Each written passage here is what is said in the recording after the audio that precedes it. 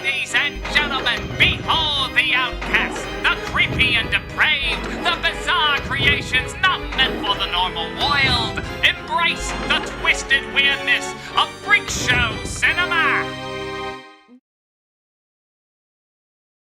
We've all seen that movie that was so popular, every film for a while tries to copy it. After the MCU was a hit, suddenly cinematic verses were everywhere. After Star Wars, there were a ton of clones, some better than the real clones. And believe it or not, there was a time when every movie was trying to be Beetlejuice. Granted, some of these films were stories before this movie came out, but it's clear Beetlejuice had an influence on their productions. They're supernatural comedies with a dark edge involving monsters or ghosts, and usually have a comedic talent who's not the main character, but often steals the show with an over-the-top performance. Surprisingly though, Beetlejuice is tougher to clarify than that. Yes, the story seems straightforward. A couple dies and becomes ghosts in their own house while new residents move in and they hire an exorcist for the living to try and get rid of them.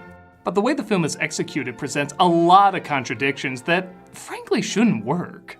The world is very detailed except when it's very vague. It follows a lot of its rules except when it doesn't. The effects are mind-blowing except when they're cheap. It has childlike imagery but is definitely not for kids. Sometimes the dumbest characters are smart and the smartest characters are dumb. And it's a film about death, depression, and surviving after you fail to survive, yet it's also kind of about nothing. Even the name is a contradiction. He's the title character, yet he's the main player that arguably gets the least amount of screen time. Heck, the film couldn't even agree how to spell his name. In most movies, these would be problems, but with the energetic and bizarre direction of Tim Burton, who only directed one film prior, they help this movie stand as one of a kind. Nowadays, you will look back on this and immediately recognize Burton's style, but back then, even he wasn't entirely familiar with this style yet. Pee-wee's Big Adventure has elements of his unique look, but it's not swimming in it like this film is. Yes, he clearly combines a lot of styles that have come before him, but the way he combines them makes for a look that we all identify with his name. It was the first time in a motion picture he gave us the visuals we would always associate with him, but ironically the film had a lot of freedom yet a ton of pressure at the same time. The studio didn't fully understand what this was or what it was going to be. So while it did have a decent budget of $15 million, it wasn't on par with what other supernatural comedies had back then, like Ghostbusters had double that. Because of this, the studio would panic and make recommendations that didn't really follow the film's tone. Instead of singing Deo at the dinner table dance, they recommended a more modern song of the time. Instead of the title Beetlejuice, they want something simpler like Ghost House and the apparently anonymous haunted house story 39480. Doesn't get simpler than that. Burton at one point even threw up his hands and said, "Why don't you just call it Scared Sheetless?" And the studio actually considered it. To his credit though, they did let Burton have the final word. And it really is his unique vision as a director and the charm of these actors that make this movie work. One of my favorite things at the time this movie came out was everyone's reactions to Adam and Barb, played by Alec Baldwin and Geena Davis. Everyone seemed to weirdly love or hate these characters. Baldwin himself was annoyed at the lack of complexity they had, and some critics said they were too boring to be the leads. But not only are they clearly supposed to be the straight men of the film, but they're really likable straight men. They're simple, they're happy, you can tell they lived a nice life together, and you feel their chemistry. It's a great contrast to everything that comes up later. Like they took a vacation to get away from the complications and bureaucracy of life, only to find the afterlife is nothing but complications and bureaucracy. Roger Ebert actually gave this a negative review because he thought they were too likable and wanted to see a film just about them. I liked that relationship between Geena Davis and Alec Baldwin. I thought it was going to be a goofy, silly comedy about this young married couple trying to fix up this crummy house. So it's pretty funny for all the strange imagery in this film. The one major split everybody had was on arguably the safest characters in the flick. Naturally, a traveling circus of character actors make up the rest of the cast, as they should. Catherine O'Hara, Jeffrey Jones, Glenn Shaddix, and Winona Ryder had all dabbled in comedy before and worked very naturally as an unnatural family. There's even totally random casting like Dick Cavett and Robert Goulet, who are fine, but not in the movie long enough to justify them being there. Maybe the studio recommended them too, I don't know. You are a flake. You have always been a flake. If you insist on frightening people, do it with your sculpture. All the characters in the afterlife, of course, give performances as big as the effects they're covered in. Thanks, I've been feeling a little flat. Even side characters who get little to no screen time do a great job. Look at this lady trying to sell the house. I don't even know if her performance added up amounts to 2 minutes, but she creates a fully fleshed out character in that mere 2 minutes she has. What happened to the people who used to live here? They drowned. Yes, they were family. I was devastated. Here. But as you'd expect, the big scene stealer is Michael Keaton in the main role. I've seen The Exorcist about 167 times, and it keeps getting funnier every single time I see it! When I was a kid, I could not believe this was the same guy who played Batman. I've obviously seen him in many roles since and noticed how versatile he was, but back then, my 8-year-old mind could not comprehend this was the same person. Turn around and look behind you! Hi, how are you? This is another performance that easily could have backfired. A good example of this is Howie Mandel in one of the film's clones, Little Monsters. Boo. He's clearly giving it his all to try and make the material work, but it just isn't there. So it comes across as dedicated, but awkward. Here, you can tell the actors worked hard to get the timing down of these well-written jokes, because so much of what makes them work is the speed and spontaneity of it. You didn't have to, but you picked me. It makes me want to kiss you guys. Come on, come on. Give me one. Come on. I love how to win them over, Keaton is wearing Baldwin's clothes in between cuts just so he can say, We even shop in the same store. You'd easily miss that edit because they're throwing so much at you. My 2 favorite scenes are, of course, the scary face gag. Can you be scary? What do you think of this? You like it? Which was originally a backup joke in Pee-wee if it turned out they couldn't get the large Marge effect right. And also the throwing voice joke. Possession. Good. Learn to throw your voice. Fool your friends. Fun and party. I love this one because most directors would do a close-up of Davis's face talking with Keaton's voice so you wouldn't miss it. But Burton lets your eye wander to figure out the voice is coming from her. You see Keaton isn't talking, so naturally you go to Baldwin. You see he isn't talking, so then on a lark you go to Davis, who's finishing up saying her line just as you realize what's going on. It's only a 3-second joke, but it's staged perfectly among all the other fast-paced humor here. By the way, fun fact, this is the first time I ever heard the F word. Again, in a PG film at a time when PG actually meant you should have parental guidance. Nice fucking model! My grandma was visiting just after I watched this scene, and you guessed it, I greeted her by quoting that line and mimicking that action. All I can say is, I did not repeat that line or reenact that action ever again. In fact, I'm supposed to punish myself if I even mention it. I'll see you in a few minutes, I have a corner to be in.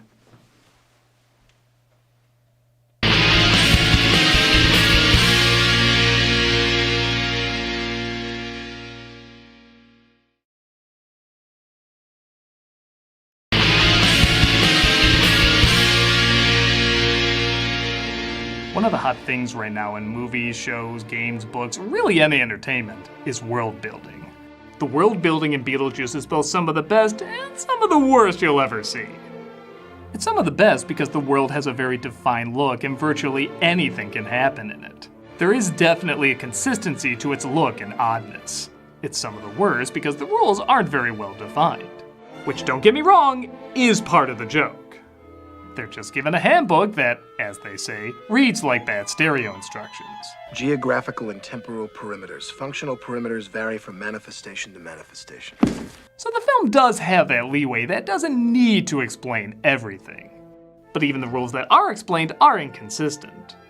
Everybody always looks the way they died, but if so, why aren't Adam and Barbara always dripping wet? Apparently they were gonna do this, but they realized it would be too annoying and even distracting to keep up. They know they can't be seen, yet they never think to move something around like Poltergeist to scare the people away. And even within the rules of the world, it's not clear how they can force people to dance and sing, or how they make shrimp cocktails come to life. I guess since the shrimp are dead, they have powers too? Shit, where do shrimp go when they die in this universe? It's made clear very early on, though, that's not how this film is supposed to work. It's like asking where Edward Scissorhands got the giant blocks of ice. How can a shrunken building not be destroyed with all that shaking in Ant-Man? Why doesn't Gandalf use his staff against the Nazguls all the time? This is where the genre of these films come into play. It's here to enhance the ideas of these worlds, not the details. Edward Scissorhands is a fairy tale. Ant-Man is a superhero story. Lord of the Rings is a fantasy. And this is a supernatural comedy. There's definitely subgenres in all these where maybe they would explain more of the details, but in the context of the worlds they created and what they're trying to do, it works. Burton even said he wanted the effects in this movie to look a little cheap. He knew the world was not meant to be taken too seriously, and he wanted the effects to reflect that, showing it operates more on a B-movie level. The funny thing is though, while a lot of them are cheap looking, a lot of them are also pretty phenomenal. You know these are puppets and makeup and stop motion, but you also know they're really there. They're actually interacting off of a lot of these things. I think a lot of us have had CGI fatigue for some time. Now we can see a skeleton shark jump into mid-air and we feel nothing. I still feel something when I see these effects, because they were something solid that was handmade. It's because it's only one filter of illusion making the solid thing in front of you feel alive. CG is two filters making the thing in front of you feel alive and like it's really there. So there's a bit more of a disconnect. Even that scary snake is half stop motion and half puppet, and it's hard to tell which is which half the time. I even talked with the woman who did the effects on this thing, and she revealed this lake shot was actually a hand puppet and a little girl doubling as Catherine O'Hara. That's really inventive, and in my opinion looks a lot more believable than if it was done with CG. It also scared the everlasting butt juice out of me when I was a kid, the way it strangely moved and interacted with everyone. Again, I don't think CG would have done that as effectively. With that said, is this a movie for kids? I know I wanted to see it bad when I was a kid, and like I said I did, and I'm still being punished for it. I'd be lying though if I said it didn't seriously creep me out. But like I also said before, I loved that as a kid. If this movie was released today, it'd probably get a PG-13. Rotten Tomatoes even had an article declaring it a family-friendly feature. I'll admit, I do chuckle thinking of all the families showing their kids this PG family-friendly feature, thinking it's gonna be something like Frozen, and instead getting... So do I personally recommend it for kids? Not really, unless you're all aware what you're getting yourselves into. Like I said, I loved this stuff when I was younger, and the visuals clearly have a cartoony mentality. The humor also had a very kindergartner mindset half the time. I even had the toys. Yeah, there were kids' toys at a time when, well, a lot of clearly not kids' movies had kids' toys. So while I personally don't see it as a kids' film, I can see why kids are drawn to it. Beetlejuice was a major success and even got Burton the job of directing Batman, as Warner Bros. Wanted to see how he'd do on a smaller dark project before giving him a bigger dark project. This was arguably the first time we saw a traditional Tim Burton film, utilizing his more common visuals, themes, and even actors. He would reuse a lot of these people in the future, even picking Keaton as Batman when all the fans were against it. There's always talk of a Beetlejuice 2 in the future, and honestly, I don't need to see that. Keaton's still amazing, but I'm barely buying him wearing the bat suit at his age, so the idea of him under all that makeup just doesn't sound right. I'm totally down for Beetlejuice spin-offs though, because there have been two pretty successful ones. The cartoon show, again aimed at kids, had a pretty decent run. It did change enough to be its own thing. Beetlejuice and Lydia are now friends instead of a grown man trying to marry a child. Somehow that makes that worse. But it was imaginative, still had an edge, and true, made no sense whatsoever, but in fairness, the movie barely made any sense. There's also a successful Broadway musical that's gaining more and more fans.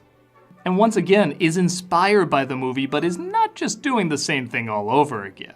Maybe that's one of the upsides of having a world that's so open, yet still so vague. It does give you a chance to expand and add different outlooks to it. There's some themes and ideas you should stick to, like still being about the dead and having a dark but goofy feel. But outside of that, you can kind of do whatever you want. You could do a spin-off about Juno as a caseworker, the world of Saturn and the sandworms. Honestly, any of these characters could have a fun, original movie written around their afterlife. I think that's why people gravitate towards it so much. Yes, it's silly, juvenile, and doesn't always add up, but it's also imaginative, energetic, and presents a lot of possibilities. It's one of those few mainstream but weird movies everybody got on board for. It didn't have to grow a cult following over time, it achieved it right away. And even years later, people are still trying to duplicate that same feel. It is a film, though, that seemed to come out at just the right time when everybody wanted something odd and imaginative, but you didn't have to think too hard about. It's a film your average moviegoer can look at and say, yeah, I like weird things sometimes. But also die-hard weirdos like myself can enjoy for its spontaneity and unique visuals. It's not often a film this strange grabs everyone, but when you see other movies that were fads for a while, I'm definitely glad this is one that people gave a spotlight to. I'm a nostalgia critic, guy, remember? So you don't have to.